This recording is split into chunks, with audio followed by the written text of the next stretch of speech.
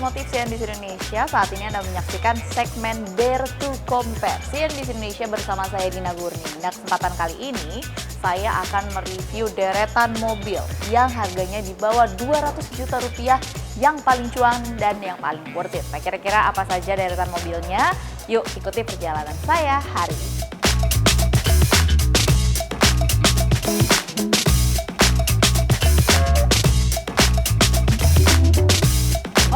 Sobat Otomotif CNBC Indonesia, mobil pertama yang akan saya review di bawah harga 200 juta adalah, apalagi kalau bukan LCGC Honda Brio. Nah, kalau Honda Brio ini seperti yang mungkin pemirsa sudah tahu begitu ya, ada beberapa tipe. Yang saya review hari ini adalah yang tipe paling bawah, yakni tipe Satya Honda Brio Satya tipe E. Jadi karena ada tipe atasnya, tapi kalau tipe atasnya itu udah di atas 200 juta nih pemirsa. Apalagi tipe RS ini juga udah hampir 250 jutaan. Jadi nggak masuk ke spek yang kita bahas ya. Yang kita bahas ini adalah tipe yang paling basic, yakni tipe Satya tipe E, Brio Satya tipe E. Nah, kalau kita lihat dari luar, bagian luarnya ini yang tipe warna putih ya. Favorit saya nih warna mobil warna putih.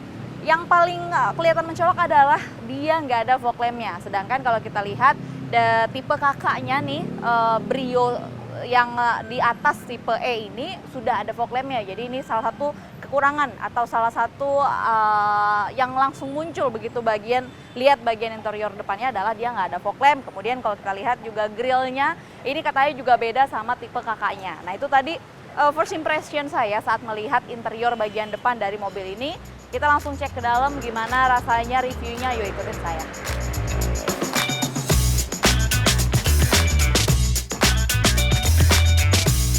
Meski ada beberapa kekurangan, ternyata New Brio Satya keluaran 2023 telah mendapatkan penambahan fitur baru berupa new headlamp dengan LED daytime running light.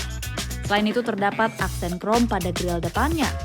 Sedangkan untuk panjangnya sendiri, pada New Brio Satya memiliki panjang 3.795 mm dengan kapasitas tangki bahan bakar sebesar 35 liter. Dari segi mesin, nampaknya Honda masih berada di zona nyamannya. Meski keluaran 2023, mesin untuk New Brio Satya hanya dibekali 1,2 liter iVTEC 90 PS 4 silinder yang mirip dengan mesin all new Honda Brio tahun 2018.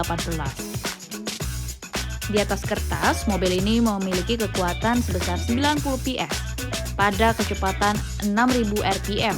Adapun torsi dari mesin ini sebesar 110 Nm pada putaran 4.800 rpm. Penasaran dengan upgrade interiornya?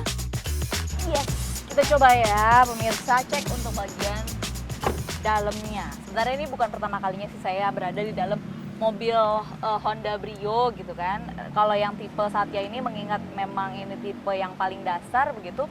Tadi saya sempat lihat di brosur mereka menawarkan interior yang temanya itu stylish, dan 1 menit pertama begitu saya masuk ke bagian mobil ini dibilang stylish, oke lah gitu kan, nggak malu-maluin lah ya kalau bawa orang masuk ke mobil ini. Cuman memang nggak ada yang stand out banget gitu. Jadi kayak ya udah interiornya standar, tapi yang langsung saya tangkap adalah karena interiornya juga memang sangat biasa aja. Jadi buat saya untuk memahami bagian apa buat apa juga nggak terlalu butuh waktu yang terlalu lama gitu, nggak terlalu kompleks. Kompartemennya baik kompartemen entertainment dan juga kompartemen lainnya. Kemudian yang saya senang adalah bagi saya pecinta kopi begitu ya, kalau tiap pagi minum kopi terus lagi nyetir, ini ada drink kompartemennya begitu. Ada cup holdernya itu ada cukup banyak, ada di sebelah kanan dan ada di sebelah kiri kursi driver begitu. Jadi ini menurut saya nilai plus begitu kan. Kemudian kalau kita lihat di bagian lainnya juga nggak terlalu kompleks. Kalau saya lihat di chargernya ini, power outletnya ini masih standar ya, belum USB begitu. Saya nggak tahu kalau di RS mungkin bisa jadi sudah USB begitu bentuknya. Kemudian kalau kita lihat controller untuk mengatur spion ini juga sudah tersedia secara digital begitu, nggak manual. Cuman dia nggak ada power untuk menutup atau membukanya, jadi masih manual. Tapi untuk mengatur posisi kacanya sendiri ini sudah bisa diatur dari kompartemen driver. Kemudian apalagi ya yang berkesan, kalau yang lain-lain sih sebenarnya standar aja ya. pemirsa, yang saya senang adalah karena sederhana ini jadi nggak perlu waktu lama untuk beradaptasi dan juga nyetir mobil.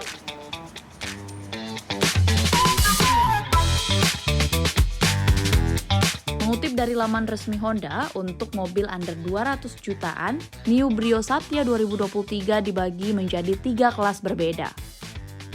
Pertama, Honda Brio Satya S dengan transmisi manual dibanderol seharga Rp165.900.000. Sedangkan tipe E dengan transmisi manual, Honda membanderol City Car ini seharga Rp180.600.000. Dan untuk kelas paling tinggi, yakni di tipe New Brio Satya E CVT, dibanderol di harga Rp191.900.000. Nah, apakah cuan jika membeli mobil ini? Eits, tunggu dulu ya pemirsa. Kita simak dulu pesaingnya, Toyota Agya. Nah, sobat otomotif CNBC Indonesia, ini adalah mobil kedua yang akan saya review, mobil yang worth it atau yang cuan di bawah 200 juta rupiah. Yakni tidak lain dan tidak bukan adalah Toyota Agya. Nah, Toyota Agya yang hari ini saya review juga sesuai dengan janji yang di bawah 200 juta, yakni yang tipe G. Karena ini memang ada tipe kakaknya yakni tipe GR, tapi yang tipe GR sendiri harganya udah di atas 200 juta nih pemirsa. Jadi kita review yang tipe G dulu ya.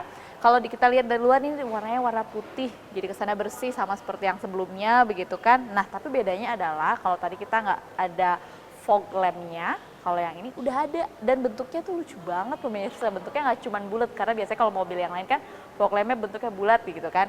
Ini bentuknya garis seperti ini begitu. Terus kalau kita lihat grillnya juga sebenarnya standar begitu ya, dan ini seperti biasa logonya ini juga berbeda, bukan menggunakan logo Toyota begitu, tapi ini untuk menandakan bahwa mobil ini merupakan produk LCGC. Nah, kira-kira gimana dalamnya? Oh ya, saya lupa mention bahwa ini harganya hampir sama dengan mobil yang sebelumnya, yakni Rp191.400.000. Jadi beda 100.000 doang gitu. Nah, kita akan lihat apakah di bagian dalamnya samakah atau lebih baikkah atau bagaimana. Kita langsung cek ke dalam.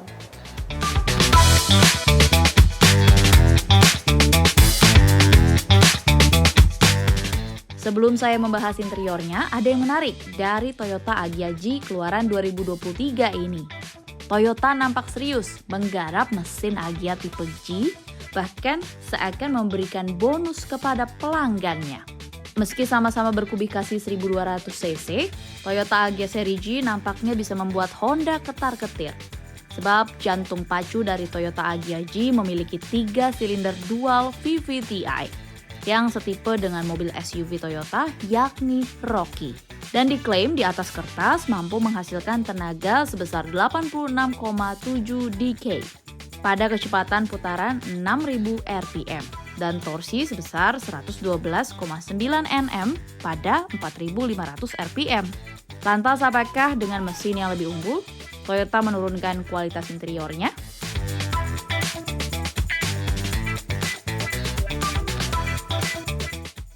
Yes, pemirsa, sobat otomotif CNBC Indonesia, ini adalah bagian dalam Agya tipe G atau tipe G yang di bawah tipe GR atau tipe GR. First impression cukup oke kalau kita bandingkan dengan mobil sebelumnya. Ini jauh lebih sederhana ternyata kompartemennya. Jadi kalau tadi masih ada banyak tombol yang tersedia, ini lebih minim kalau first impression ya. Dan yang langsung muncul, yang langsung kelihatan di mata saya adalah head unitnya pemirsa. Jadi harga di bawah 200 juta tapi head unitnya udah dapet touchscreen. Ini luar biasa sih menurut saya. Kemudian di bawahnya ada AC standar. Kemudian ini controller AC juga, dan start engine-nya sudah tombol. Jadi bukan cuma dari kunci, tapi dari tombol. Wow, di bawah harga 200 juta tapi udah ada engine startnya udah tombol. Kemudian cup holdernya juga tersedia, ada di sebelah kanan, ada di kursi penumpang, ada di kursi driver juga ada.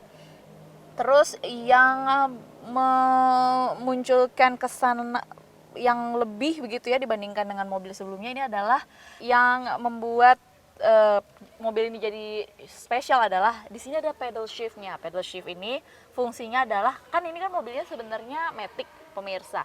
Jadi kalau yang Matic itu harga 191.400.000, kalau yang manual lebih murah. Tapi yang Matic ini ternyata bisa di-shift ke manual dengan kontrol ini begitu. Jadi powernya pun bisa menyamai manual. Harapannya seperti itu gitu.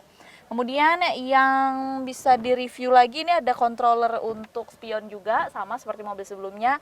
Kontrolnya sudah bisa dari kursi penumpang, maksud saya kursi pengemudi, tapi belum bisa ditutup buka secara otomatis. Jadi harus manual pakai tangan dulu gitu kan. Kemudian apalagi ya yang berkesan itu, kalau space-nya cukup. Oh ini di sini nih yang spesial dan tidak ada di mobil sebelumnya adalah ada alat pemadam kebakaran kecil begitu. Ini yang sebenarnya sudah menjadi standar mobil-mobil baru dan ini udah tersedia di bawah harga 200 juta, tapi fasilitas ini sudah tersedia.